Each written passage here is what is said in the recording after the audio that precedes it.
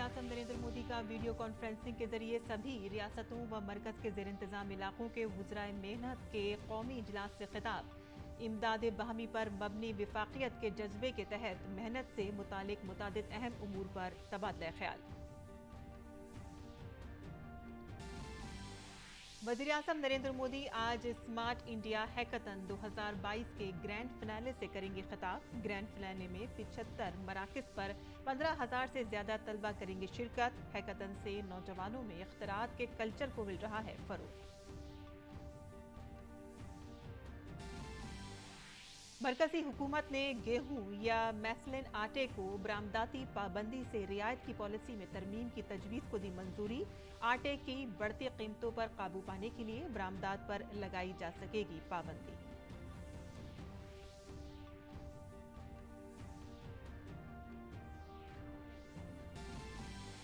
झारखंड कानकनी पट्टा मामले में जा सकती है झारखंड के वजीर आला हेमंत सोरेन की कुर्सी। मामले में वजीर आला सोरेन की असेंबली रुकनियत रद्द होगी या उन्हें मिलेगी क्लीन चिट, इसका फैसला होना बाकी। इलेक्शन कमीशन ने अपनी रिपोर्ट राजभवन को भेजी।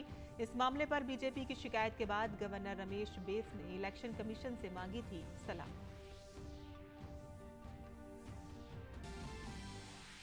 पंजाब में वज़ीर-ए-आज़म नरेंद्र मोदी की सिक्योरिटी में कोताही के मामले की जांच के लिए तश्कीलशुदा कमेटी ने सुप्रीम कोर्ट को सौंपी अपनी रिपोर्ट। रिपोर्ट में कहा गया है कि फिरोजपुर के एसएसपी नज़्म नस्क कायम रखने की अपनी जिम्मेदारी निभाने में रहे थे नाकाम।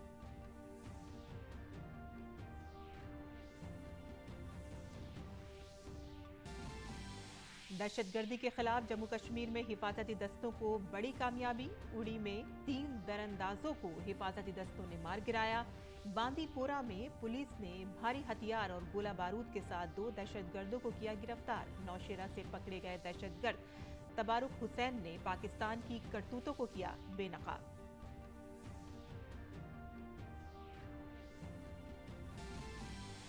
योगी आदित्यनाथ हुकूमत ने पंचायती राज के वजीर भूपेंद्र सिंह को उत्तर प्रदेश बीजेपी का बनाया नया सदर। रियासती कानून साज काउंसिल के रुकन और जाट लीडर चौधरी भूपेंद्र सिंह अब स्वतंत्र देव सिंह की लेंगे जगह। और आलमी बैडमिंटन चैंपियनशिप में लक्ष्य सेन और साइना नेहवाल का चैलेंज खत्म। लक्ष्य को हराकर एचएस प्रणॉय क्वार्टर फाइनल में पहुंचे। भारतीय मर्दों की जोड़ी ध्रुव कपिला और एमआर अर्जुन ने भी क्वार्टर फाइनल में बनाई जगह। दूसरी तरफ चिराग और सात्विक की जोड़ी भी आखिरी 8 में दाखिल।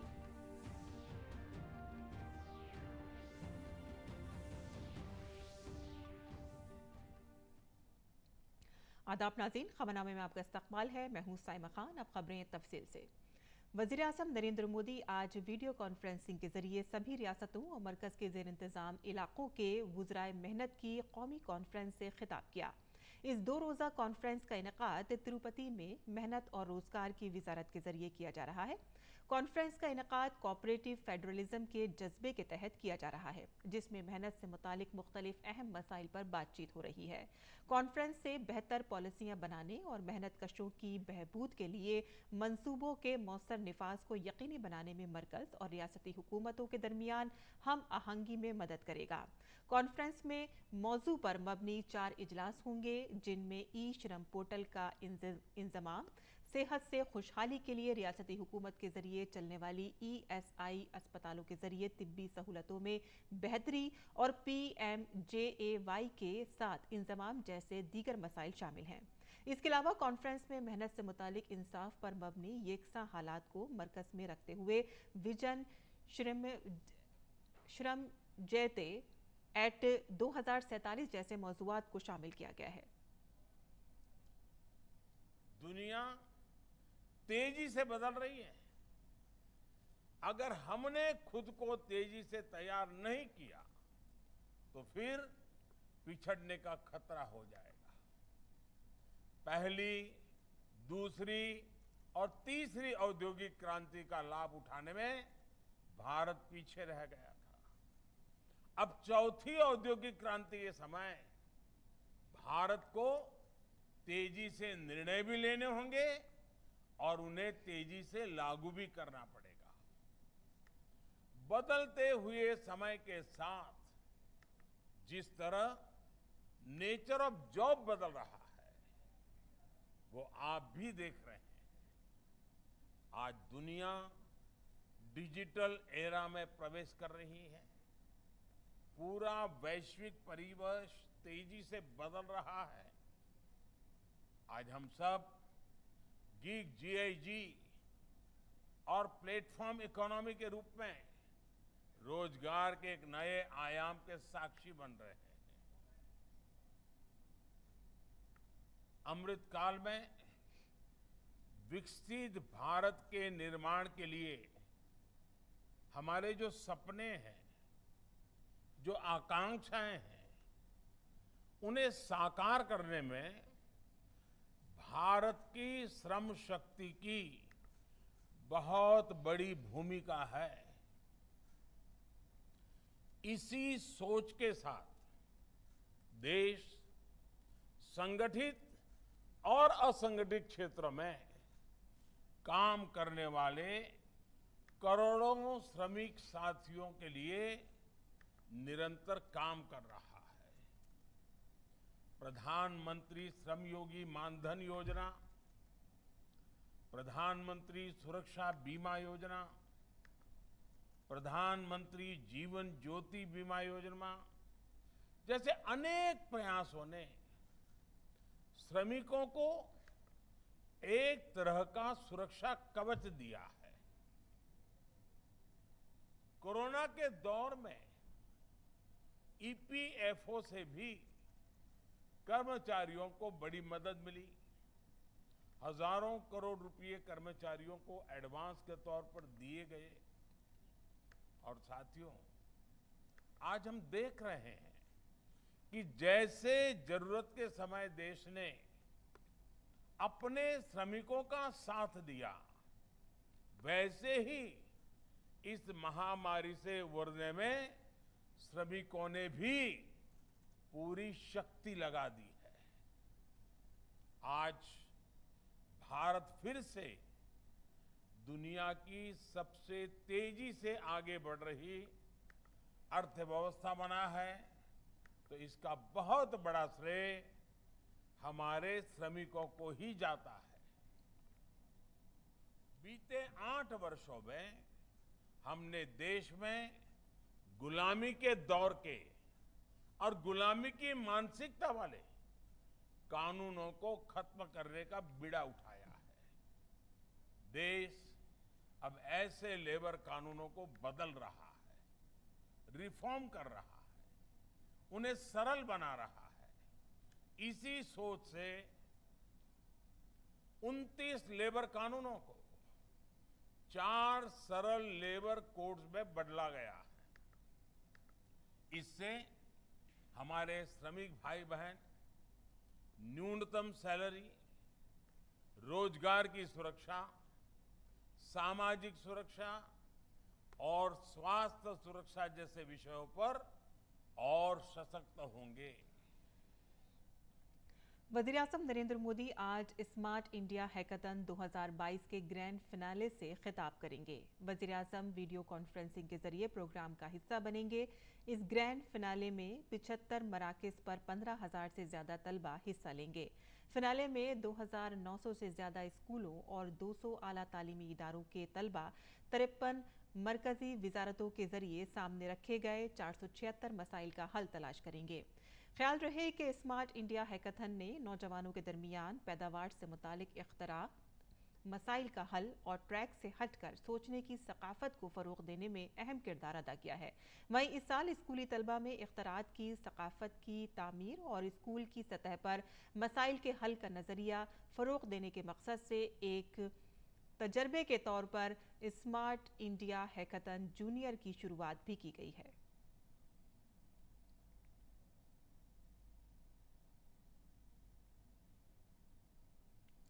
तालीम के वजीर ममलिकत सुभाष सरकार ने आज ग्रेटर नोएडा में वाक़े गलगोटियास यूनिवर्सिटी में स्मार्ट इंडिया हैकाथन 2022 के ग्रैंड फिनाले का इफ्तिताह किया। हैकाथन के ग्रैंड फिनाले में मुल्क भर की 2033 टीमें और 15,000 से ज़्यादा शुरा हिस्सा ले रहे हैं। ये शुरा 53 सरकारी महकमों और वजारतों की 476 मसाइल का हल तलाश करने की कोशिश कर रहे हैं। स्मार्ट इंडिया हैकाथन के ग्रैंड फिनाले की आज से शुरुआत हो गई है।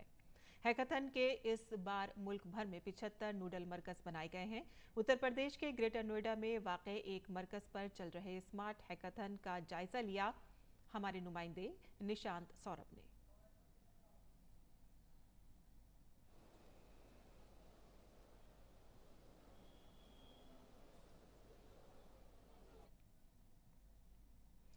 मरकजी वजीर ने गेहूं या मैसलिन आटे की बरामदात की पाबंदी से रियायत की पॉलिसी में तरमीम को मंजूरी दे दी है। वज़ीर-ए-आज़म नरेंद्र मोदी की सदारत में हुई मीटिंग में इक़्तिसादी मामलों की काबीना कमेटी ने यह फैसला किया है।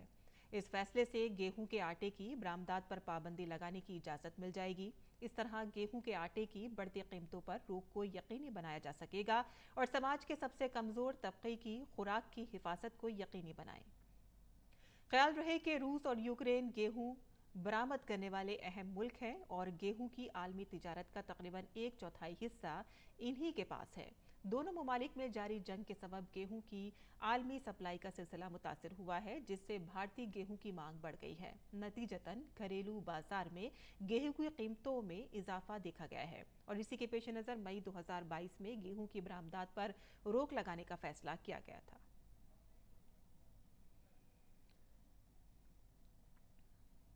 आगे बढ़ते हैं, जहां इंतखाबी कमीशन ने झारखंड के वजीर आला हेमंत सोरेन के कानकनी पट्टा मामले में अपनी रिपोर्ट राजभवन को भेज दी है।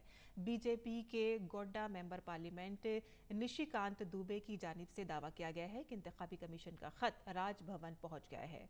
वजीर आला हेमंत सोरेन की असेंबली की रुकनियत मनसूख होगी या उन्हें क्लीन चिट मिल जाएगी, इसका अब जल्द ही इंकशाफ होने का इम्कान है। वजीर आला हेमंत सोरेन के जरिए रांची के आंगड़ा में पत्थर कानकनी लीज लिए जाने के मामले में बीजेपी लीडरों ने फरवरी में गवर्नर रमेश बैस से मुलाकात करके शिकायत की थी। बीजेपी लीडरों ने गवर्नर से मुतालबा किया था कि वजीर आला हेमंत सोरेन को भारत के आईन के आर्टिकल 191 ई के साथ साथ अवामी नुमाइंदा कानून 1951 की दफा 9A के तहत पत्थर कानकनी का पट्टा हासिल करने के लिए नाअहल किया जाना चाहिए। बीजेपी लीडरों की इस शिकायत के बाद गवर्नर ने आईन के आर्टिकल 192 के तहत इंतखाबी कमीशन से मशवरा तलब किया था। फिलहाल इंतखाबी कमीशन का खत राजभवन को हासिल हो जाने की इत्तला पर झारखंड में सियासी हलचल बढ़ गई है।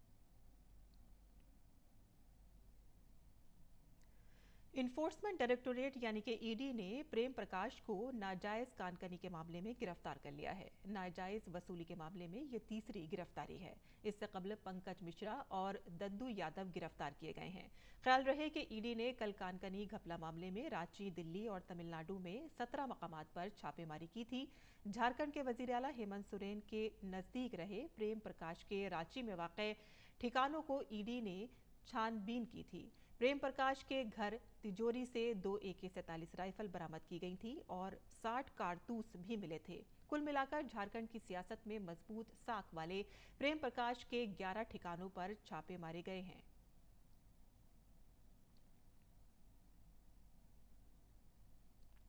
सुप्रीम कोर्ट ने पेगासिस जासूसी मामले में कहा है कि माहिरीन की कमेटी ने अपनी रिपोर्ट शाया ना करने को कहा है। कमेटी को 29 फोन दिए गए हैं, जिसमें से 5 में मेलवेयर था। ताहम ये तय नहीं किया जा सका है कि पेगासिस ही है। मामले की अगली समाअत 4 हफ्ते के बाद होगी। कमेटी ने 3 हिस्सों में अपनी रिपोर्ट पेश की है। इनमें से 2 रिपोर्टें टेक्निकल कमेटी की हैं, जबकि 1 रिपोर्ट जस्टिस रविंद्रन की है। रिपोर्ट में कुछ राज की बातें हैं, कुछ जाती मालूमात भी हैं। सुप्रीम कोर्ट ने कहा है कि टेक्निकल कमेटी की रिपोर्ट पब्लिक नहीं की जाएगी। जस्टिस रविंद्रन की रिपोर्ट में साइबर हमलों और शहरियों पर गैर कानूनी निगरानी के खिलाफ नए कानून बनाने की सिफारिश की गई है। सुप्रीम कोर्ट इस रिपोर्ट को अपनी वेबसाइट पर अपलोड करेगा। अदालत ने कहा है कि कमेटी की रिपोर्ट के जिन हिस्सों को पब्लिक किया जाएगा, उनकी निशानदही अदालत करेगी। 27 अक्टूबर 2021 को सुप्रीम कोर्ट ने पेगासिस जासूसी मामले की तहकीकात सुप्रीम कोर्ट के एक रिटायर्ड जज की सरबराही में करने का हुक्म दिया।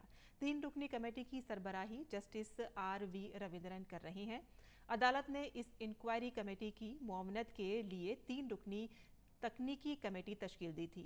तकनीकी कमेटी में national forensic science university Gandhinagar के डीन प्रोफेसर डॉक्टर नवीन कुमार चौधरी, अमृता विश्वविद्यापीठम अमृतापुरम केरल के प्रोफेसर प्रभाहरन पी और IIT बॉम्बे के प्रोफेसर डॉक्टर अश्विन अनिल गुमाश्ते शामिल हैं। और पेगासस मामले की तहकीकात के लिए सुप्रीम कोर्ट की तरफ से कायम की गई तकनीकी कमेटी को हतमी सबूत नहीं मिलने के बाद बीजेपी ने ऑपोजिशन पर हमला किया है। बीजेपी के सीनियर लीडर रविशंकर प्रसाद ने प्रेस कॉन्फ्रेंस करके कांग्रेस पर सवालात की बौछार कर दी। उन्होंने कहा कि न सिर्फ पेगासस बल्कि सेंट्रल विस्टा और राफेल जैसे मामलात पर भी कांग्रेस लीडरों ने हुकूमत के खिलाफ प्रोपेगेंडा किया था। The crucial point to note is that the high-profile technical committee consisting of eminent people of technology, supervised by an eminent retired judge of the Supreme Court, has not found any Pegasus virus in the 29 mobiles submitted for examination. तो क्या आज Congress party माफी मांगेगी? क्या राहुल गांधी माफी मांगेंगे? ये सारा कुछ एक मोटिवेटेड कैंपेन का पार्ट है, जिसका सच्चाई से कोई मतलब नहीं है। इसलिए आरोप लगाते हैं और भाग जाते हैं। लोकतंत्र लोकलाज से चलता है। Democracy shines and prospers on certain well-defined norms of public life. तो झूठ की खेती बहुत दिन नहीं चलती। बीजेपी ने योगी हुकूमत के वजीर भूपिंदर चौधरी को उत्तर प्रदेश बीजेपी का नया सदर बनाया है। भूपिंदर चौधरी उत्तर प्रदेश में पंचायती राज वजीर हैं। भूपिंदर चौधरी मगरबी उत्तर प्रदेश से ताल्लुक रखते हैं। भूपिंदर चौधरी पहले भी तंजीम में तवील अरसे तक काम कर चुके हैं। और पंजाब में वज़ीर-ए-आज़म नरेंद्र मोदी की सिक्योरिटी में कोताही के मामले की जांच के लिए तश्कीलशुदा कमेटी ने सुप्रीम कोर्ट को अपनी रिपोर्ट सौंप दी है। रिपोर्ट में कहा गया है कि फिरोजपुर के SSP नज़्म-ओ-नस्ब कायम रखने और अपनी जिम्मेदारी निभाने में नाकाम रहे थे। जस्टिस इंदु मल्होत्रा की सदारत वाली कमेटी ने अपनी रिपोर्ट में राय दी है कि ब्लू बुक के मुताबिक अफसरान की जांच की जरूरत है। सुप्रीम कोर्ट ने जस्टिस इंदु मल्होत्रा की सदारत वाली कमेटी की रिपोर्ट मरकजी हुकूमत को भेजी है। 12 जनवरी को सुप्रीम कोर्ट ने जस्टिस इंदु मल्होत्रा की सदारत में कमेटी तश्कील दी थी। कमेटी में जस्टिस इंदु मल्होत्रा के अलावा NIA के डायरेक्टर जनरल, मरकजी इंतजाम वाले इलाकों, चंडीगढ़ के DGP, पंजाब के ADG सिक्योरिटी और पंजाब और हरियाणा हाई कोर्ट के रजिस्ट्रार जनरल को शामिल किया गया है। अदालत ने कमेटी को हुक्म दिया था कि वो वज़ीर-ए-आज़म की सिक्योरिटी में कोताही के लिए जिम्मेदार लोगों की शिनाख्त करें और ये बताएं कि क्या चूक हुई है। अदालत ने कमेटी को हुक्म दिया था कि वो ये बताएं कि मुस्तकबिल में आईनी ओहदों पर बैठे लोगों की हिफाजत के लिए क्या किया जाए। बता दें कि 5 जनवरी को वज़ीर-ए-आज़म नरेंद्र मोदी के पंजाब दौरे के दौरान उनकी सिक्योरिटी में बड़ी कोताही हुई थी। वज़ीर-ए-आज़म नरेंद्र मोदी प्रोग्राम में शिरकत किए बगैर ही वापस लौट आए थे। मरकजी वजीर अनुराग सिंह ठाकुर ने पंजाब में वज़ीर-ए-आज़म नरेंद्र मोदी की सिक्योरिटी में कोताही के लिए कांग्रेस पार्टी को जिम्मेदार ठहराया है। एक प्रेस कॉन्फ्रेंस में अनुराग सिंह ठाकुर ने कहा कि वज़ीर-ए-आज़म को पंजाब की उस वक्त की कांग्रेस हुकूमत के अकेला छोड़ दिया, जो कि पाकिस्तान की सरहद से सिर्फ 10 किलोमीटर के फासले पर सिक्योरिटी कोताही का बड़ा संगीन मामला है। सुप्रीम कोर्ट की तरफ से तश्कील करदा पैनल ने इस मामले में अपनी रिपोर्ट पेश कर दी है और इस रिपोर्ट में कहा गया है कि वज़ीर-ए-आज़म की सिक्योरिटी में बड़ी कोताही हुई है। किसी भी राज्य में माननीय प्रधानमंत्री जी जाएं तो वहाँ के मुख्यमंत्री, वहाँ के मुख्य सचिव, वहाँ के DGP पुलिस यानी कि डायरेक्टर जनरल पुलिस, वो वहाँ पर रहते हैं, लेकिन तीनों के तीनों वहाँ से गायब थे, अनुपस्थित थे। कारण क्या था?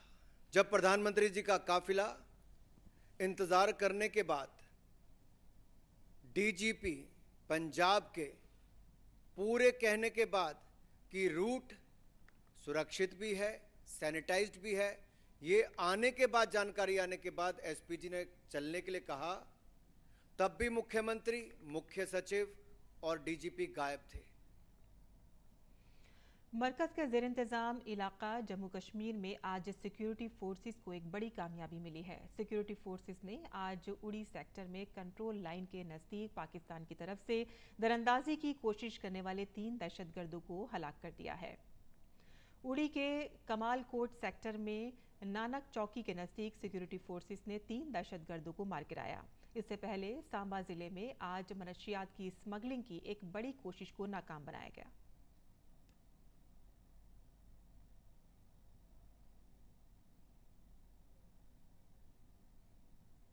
और जम्मू कश्मीर में पुलिस को आज एक बड़ी कामयाबी मिली है। पुलिस ने बांदीपुरा से 2 दहशतगर्दों को गिरफ्तार किया है। इन दहशतगर्दों से बड़ी मिकदार में गोला बारूद भी बरामद हुआ है। मुलजिमान के कब्जे से 3 पिस्तौल मैगजीन, 9 MMK, 24 जिंदा कारतूस, 5 देसी बम, जाली पुलिस शिनाख्ती कार्ड और महकमा सेहत के जाली शिनाख्ती कार्ड भी बरामद हुए हैं। पुलिस ने इन दहशतगर्दों को पकड़कर बड़ी साजिश को नाकाम बनाया है। ख्याल जाहिर किया जा रहा है कि ये दहशतगर्द किसी बड़ी वारदात को अंजाम देने की कोशिश कर रहे थे।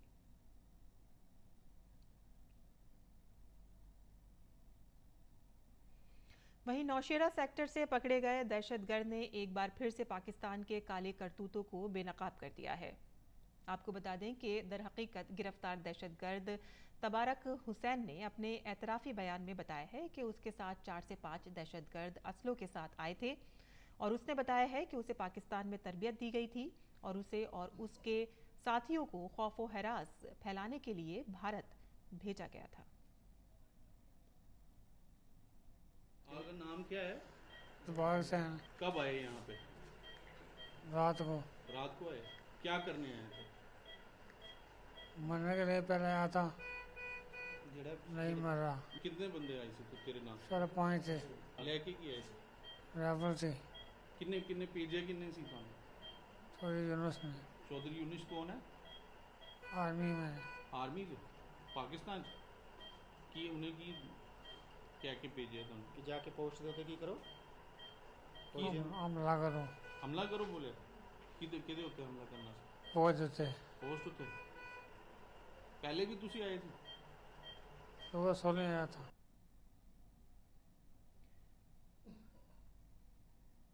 और BSF ने आज बैनुल-अक़वामी सरहद पर स्मगलिंग की कोशिश को नाकाम बना दिया। आज सुबह BSF के एहलकारों ने सांबा के इलाके में बैनुल-अक़वामी स्मगलिंग की कोशिश को नाकाम बनाते हुए तकरीबन 8 किलोग्राम नशावर मादा बरामद किया, जिसके हेरोइन होने का इम्कान है। BSF ने फौरी कार्रवाई करते हुए एक पाकिस्तानी स्मगलर को गोली मार दी, लेकिन वो वापस पाकिस्तान फरार होने में कामयाब हो गया।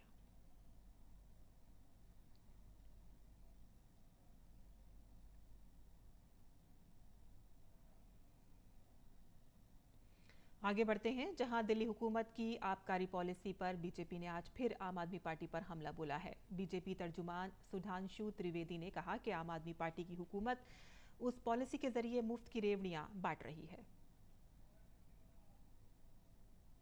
तो भाई ये मुफ्त की रेवड़ी तो बांट रहे थे, पर रेवड़ी के पेड़े सबसे ज्यादा बेवड़े पा रहे थे। ऐसा उदाहरण जिस पार्टी ने प्रस्तुत किया, वो जाके राजघाट के ऊपर बापू की समाधि पर ये कहे, तो हम उनसे कहना चाहते हैं, मान्यवर सर, आपकी सरकार पर आंच नहीं है, आपकी साख पर आंच है। हम सीधे आबकारी नीति पे सवाल पूछ रहे हैं और आप हर दिन एक नए रूप बदलकर आकर विषय को डाइवर्ट करने की कोशिश कर रहे हैं, परंतु उससे सच छुपने वाला नहीं है।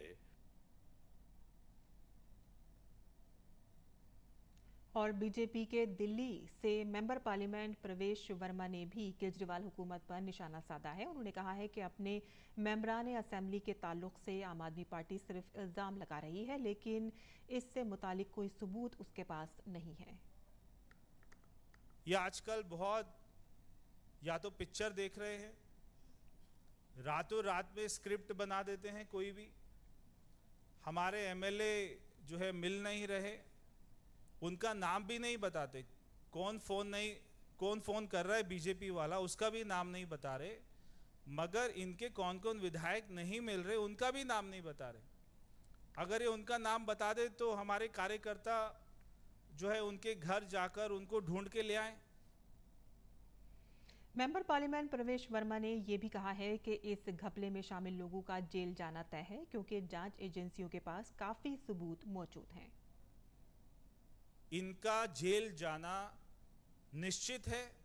इनको जेल जाने से कोई नहीं बचा पाएगा क्योंकि जांच एजेंसियों के पास में सारे सबूत हैं, सारे गवाह हैं, सारी डील, सारी ट्रांजैक्शन कहां कहां कैसे कैसे हुई है, उनके पास में सारी रिपोर्ट है, इसलिए इनका बच पाना मुश्किल है। सुप्रीम कोर्ट ने समाजी कारकुन तीस्ता सितलवाड़ की जमानत अर्जी पर जवाब देने के लिए गुजरात हुकूमत को मजीद वक्त दिया है। इस मामले में जस्टिस यूयू ललित की बेंच ने समाअत के मंगल तक मुलतवी कर दी है। 2002 के गुजरात फसादात के मामलों में बेगुनाहों को फंसाने के लिए मुबैना तौर पर सबूत गढ़ने के इल्जाम में समाजी कारकुन तीस्ता सितलवाड़ को जून में गिरफ्तार किया गया था। और सुप्रीम कोर्ट ने बिल्किस बानो मामले के कसूरवारों की रिहाई के खिलाफ दाखिल अर्जी पर गुजरात हुकूमत को नोटिस जारी किया है। चीफ जस्टिस NV रमन्ना की सदारत वाली बेंच ने 2 हफ्ते के अंदर जवाब दाखिल करने का हुक्म दिया है। अदालत ने इस मामले में 2 कसूरवारों को भी फरीक बनाने का हुक्म दिया है। दरख्वास्त CPM की लीडर सुभाषनी अली ने दाखिल की है। दरख्वास्त में कहा गया है कि बिल्किस बानो गैंग रेप के 11 कसूरवारों को रिहा करना गैर कानूनी है। उन्हें 14 लोग को कत्ल का भी कसूरवार करार दिया गया था। ख्याल किया जा रहा है कि गुजरात हुकूमत ने 15 अगस्त को बिल्किस बानो केस में 11 कसूरवारों को रिहा कर दिया था। ये सभी कसूरवार उम्र कैद की सजा काट रहे थे। और मनी लॉन्ड्रिंग मामले में सुप्रीम कोर्ट के हुक्म के खिलाफ दायर नजरसानी की दरख्वास्त पर सुप्रीम कोर्ट ने मरकजी हुकूमत को नोटिस जारी किया है।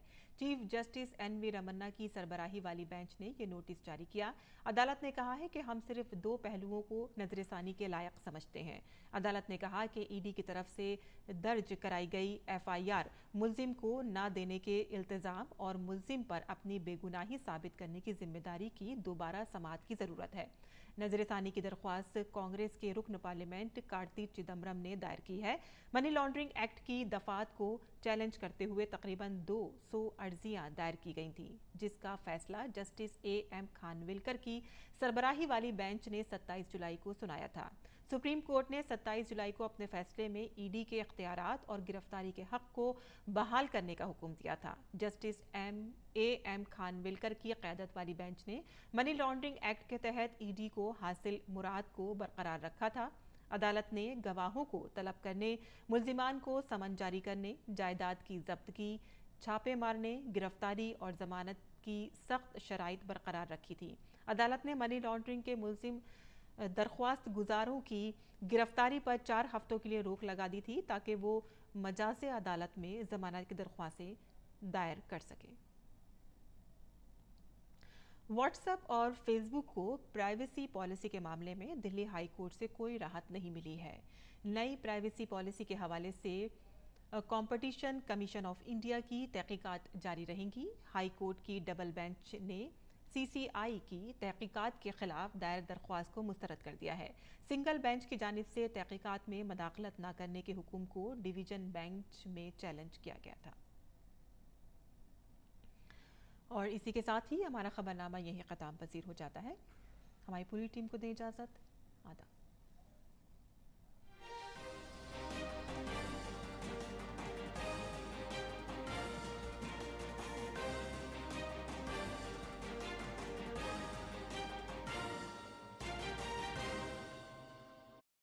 नारी शक्ति पुरस्कार